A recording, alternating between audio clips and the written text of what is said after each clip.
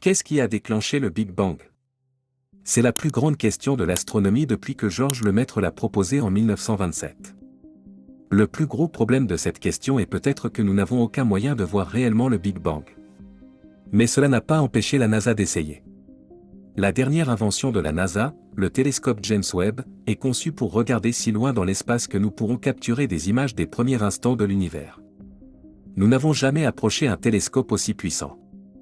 Les scientifiques s'attendent donc à ce que ces nouvelles découvertes changent complètement notre vision de l'espace. Quelle est la puissance du télescope James Webb et, surtout, comment cette technologie futuriste nous permettra-t-elle de découvrir les origines de l'univers? Bienvenue sur Voyage Quantique. Après 20 ans et 9,7 milliards de dollars de développement, le télescope James Webb est enfin dans l'espace. Ce chiffre peut sembler élevé, mais lorsqu'on pense à la puissance réelle de ce télescope, il prend tout son sens. Le James Webb a la capacité d'aider les scientifiques à remonter 100 à 200 millions d'années après le Big Bang. Cela leur permettra d'accéder à bien plus d'informations sur la formation des étoiles et le fonctionnement de toutes les entités cosmiques.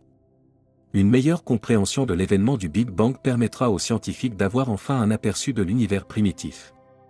Mais comment cette machine miraculeuse peut-elle nous aider à comprendre le Big Bang? Il faut d'abord savoir pourquoi il est si important de comprendre le Big Bang. Qu'est-ce qui, dans cet événement cosmique, suscite toujours autant d'enthousiasme chez les scientifiques? La réponse est simple, c'est le Big Bang qui a tout déclenché. Si vous voulez comprendre l'univers, vous devez comprendre comment il a commencé.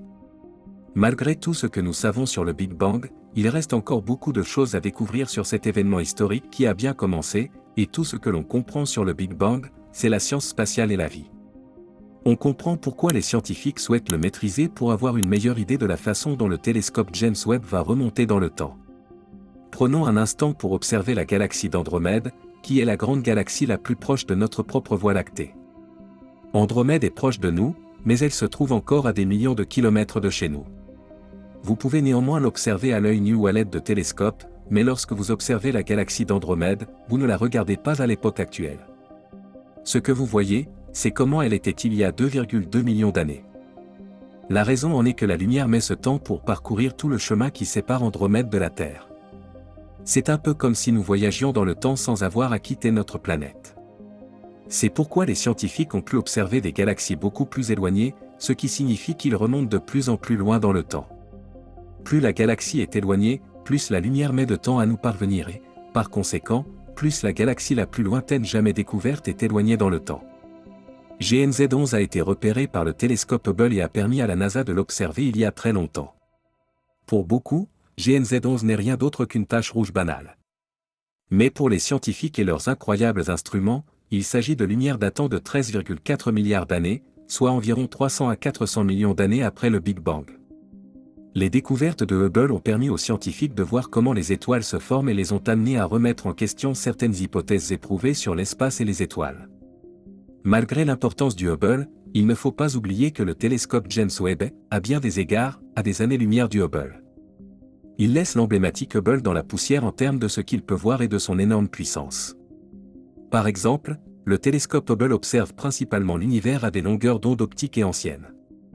Violet, il en va tout autrement du télescope James Webb, qui utilisera principalement des longueurs d'onde infrarouges.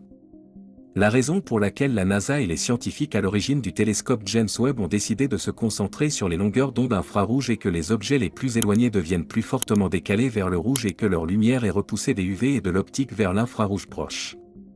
L'observation de ces objets lointains, comme les premières galaxies formées dans l'univers, par exemple, nécessite un télescope infrarouge.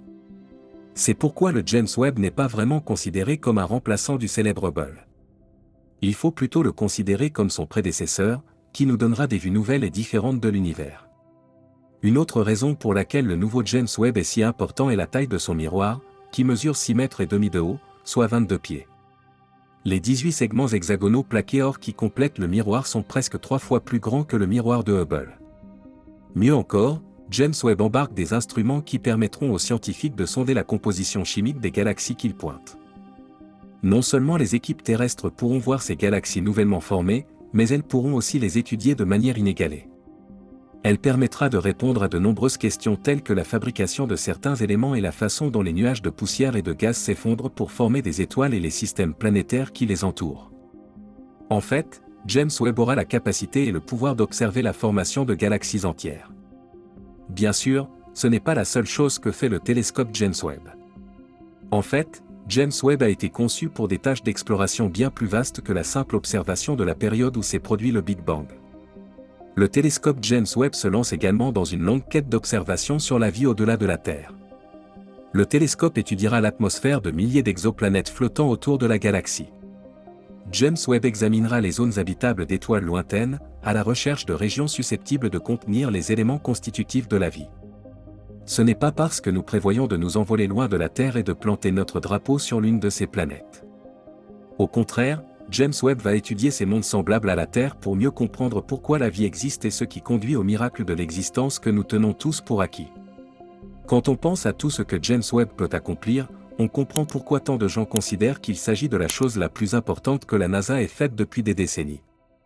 Le télescope permettra non seulement d'observer des planètes lointaines susceptibles d'abriter la vie, mais aussi de remonter si loin dans le temps qu'il changera complètement notre façon de concevoir l'univers. N'oubliez pas de cliquer sur la vidéo qui s'affiche sur votre écran pour découvrir notre prochain épisode. Nous nous y retrouverons. Merci d'avoir regardé cet épisode de Voyage Quantique.